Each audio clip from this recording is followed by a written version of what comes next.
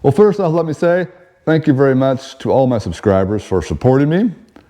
And this video is kind of dedicated to you as an explanation of where this channel came from, where I hope it's going, and to just encourage you to kind of follow us along as we continue trying to give this channel more of an identity, because it's honestly, it's been kind of a hobby for me. It still is. But this is a milestone, 1,000 subscribers, and that means that we're now officially monetized. And so first thing I've done is I started last night trying to hopefully reduce the amount of ads that you're probably watching until I find the happy spot. I will admit that Google's ads, they were probably sending you an ad about every 2 minutes, it looked like, which is kind of excessive. And so I've tried to reduce that to maybe 5 or 7 minutes per ad. Or some videos only have a beginning ad if it's probably not that kind of a video anyways to really watch ads. So anyways, hopefully that's already taken effect and you're maybe enjoying less ads. But anyways, here's the long story though. Where did this channel come from and why do I have so much different content that makes no sense? And that's the long story. This channel is 12 years old now, and I started this channel off as a kayaking channel, more of just a way as a hobby. See, I bought my first GoPro back in 2013. I was getting into whitewater kayaking, and I was part of a group called Kayak Portland, and they hosted local kayaking trips. And so as I was hosting groups, the GoPro was just to kind of film my adventures along the ways. After about a year, 2014ish, I think I had broken off from that group and made my own group called Kayak Heroes. And that similarly was just a whitewater group in town. We would go, same thing, have adventures on Class 2, Class 3 rivers. And same thing, I like to document my adventures. And so this channel was never meant to be monetized. It was supposed to just be an entertaining way to show people in my groups and friends and stuff and family some of my adventures. And it was just a way to kind of store that memory so that everybody could easily watch it. That was what it was for. 2018 kind of came around, and sorry, so let me back it up a little bit first. Before I got the ATV, I actually got into overlanding again, which was also an early 2000s hobby. Me and friends used to go around the woods and get lost and spend a lot of time in the dunes, etc. And so when the overlanding boom kind of hit, I was getting into that craze, trying to relive those days a little bit. A lot of those friends are actually deceased and gone now, so it's more of a sad memory, I guess, that I can never have that again.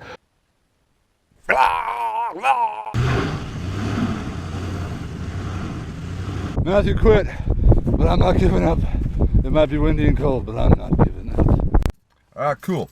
Overland trip number 3. I'm running really late today. I forgot like everything this morning. Seen those videos maybe 2016, 17-ish. I kind of put a couple out as a feeler to see if I even wanted to make overlanding videos, be part of the booming trend. I decided I did not want to get into that again, mostly because once you spend $100,000 or whatever on a vehicle and max out your credit cards to enjoy that hobby, you kind of realize you don't need it anymore, and that's how come ATVs and motorcycles became more fun to me, because I could enjoy the hobby at a fraction of the cost. And no, I never spent $100,000 on a Jeep, but I did probably at the age of 20 probably put, well, maybe $10,000 into a Jeep, and for a 20-year-old who's, basically making minimum wage, that's a lot of money. But anyways, not a hobby I wanted to get into for video's sake, and so that was the feeler. And so ATVs came along as a way to enjoy the hobby without the large investment of money.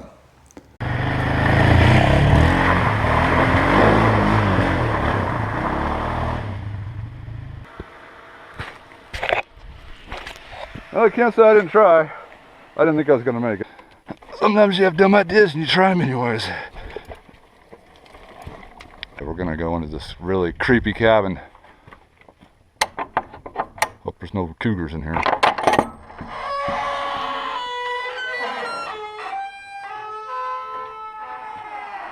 Could not ask for a creepier door.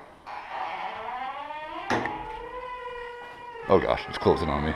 I started doing ATV videos, mostly going back to my earlier roots in life. You'd say around the year 2000-ish, I got into ATVs. I grew up on ATVs actually, on my grandpa's farm, age of 5-ish, and we'd ride them around. And I didn't get on a sport quad until the age of 18-ish, and so that was going back to those roots. I always promised myself around the year 2000-ish, when the Yamaha Raptor came out, that I would get one of those.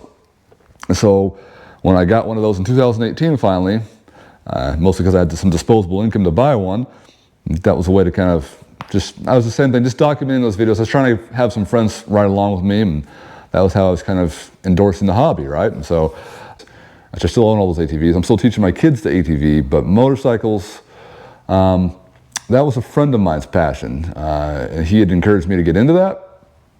And he was right. I mean, my first motorcycle I was riding when I was probably age 14. It was actually before I had a driver's license. I could ride around the forest with my dad. He was hunting.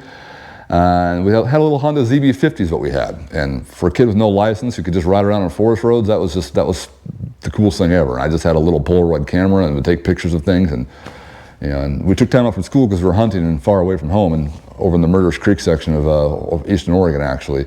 So it was a lot of fun for a kid at that age. But beyond that, I haven't got back into motorcycles until recently, and my friend Matthew is actually the one who encouraged me. And he was right, is that motorcycles are kind of the best mix of all those activities, ATVs, off-roading, and exploring put into one, because every trip on a motorcycle is an adventure. I can hop on my motorcycle right now and go down the street to the hardware store, to a coffee shop, and it's an adventure. I don't usually do that, but that is an adventure if I want to make it that basic. And so it's a great way if you're pressed for time but just want a quick little getaway from the home, right? So yes, I'm thankful that he actually got me into that hobby. I'll admit early on in life, a lot of the fears of motorcycle accidents, because I've personally witnessed a lot of motorcycle accidents from my former job as a truck driver for 12 plus years, 15 years total actually. So it kind of turns you off of the idea of it. But even at that job where people I'm sure were witnessing the same accidents, half of my fellow drivers were also still riding motorcycles to work. And so I had enough influence, but yes, I was a bit of a hold off anyways. And so I'm thankful that I got into the hobby at least. So that's the first video I started posting that really ever had traction was motorcycle videos. 2023 when I bought the KLR 650. And honestly, if you've seen the first video I put out, it's called KLR 650 in the neighborhood. It's absolutely terrible because it was never meant to be a video. I just was testing my GoPro camera angles, and all of a sudden I had thousands of views coming out of nowhere. And I was like, what is going on here? And so for me, making motorcycle videos was unusual just because I'd never had an audience before. The audience before was all friends and family and people in my hobby groups. So I thought, why not? Let's give it a shot. Let's make videos for motorcycles and see if it goes somewhere. And that lasted for about a year or more until the algorithm kind of shut down on me. I've had 4,000 watch hours now since probably 2020, I want to say 24. I think I hit that milestone. And so for the last, actually it's 2020, it was 24, yeah. So for the last year and a half now, I've been at 4,000 watch hours, but didn't have enough subscribers. I think I only had 300 subscribers when I hit 4,000 watch hours. So once again, thank you guys for sticking with me, and hopefully you stick around. Because yeah, that 1,000 mile mark now means that I can officially make ad revenue is what it means. Before, at the 500 subscriber mark, you can make money off of donations and other weird things, merchandise. But that's kind of weird for a very small channel to be selling merchandise. I feel like I don't know who's buying it at that level. But anyways, that's where we came from though. So that's where we are. And that brings us to the next question. I've mentioned this probably twice before in other videos, and this will be the third time I mention it. What is coming up and where am I going? And here we sit again. We're going to Japan next. I mentioned that last December, I think, kind of as a prep, get everybody to realize what's going to happen. And so my Japan series is going to be kind of long. This is why I'm kind of warning my subscribers. If that's not your thing, if you're maybe not into culture, that may not be for you. I'm not exactly sure how this video is going to happen. It's going to be a lot of footage. We're talking 30 to 50 videos probably from Japan. And it's going to take me a long time to process. So don't expect those videos to be ready until probably September-ish, maybe late August. I'm not used to filming things in bulk like that. Usually if I go on a motorcycle ride, I can film it and start making the video the same day. But with Japan being so much already happening, as I've put over 500 hours of planning time into it, it's going to take me months to deal with all the footage and process through all that. It's just like how a lot of the bigger YouTubers like Itchy Boots and stuff have to do it. Is they're constantly filming and they'll have to sit down in a hotel for a week to get things processed. So anyways, that is coming up, and to give a little bit of a preview, I guess, verbally of what it's kind of going to be like. It's going to be more of like not a travel series, but it's not motorcycle focused. A lot of the content that I'm focusing on in Japan for you guys is going to be a bit of the culture, reality of what Japan is like, give you some tips on how to travel through Japan, and kind of talk about things that may interest you, like, because a lot of Japan's society is built differently. It's built around trains, not around cars. And so transportation is going to be a big topic over there. We're going to be on trains, we're going to be on boats, bicycles, motorcycles for a good segment of it. I'll even get on a moped eventually is the plan, if the weather permits. A lot of fun things, a lot of different ways to get around, and we're going to rent a car for about a week, or 2 weeks actually, while we're over there as well. So you'll get a good taste of all the different ways to get around, as well as air travel as well. So I'll try and document that as best I can and talk about food a lot, and a little bit of language tips as well, because once again, my wife is fluent. I'm low-level Japanese. I think that I'm almost ranked N5 Japanese, if that makes sense to any of you.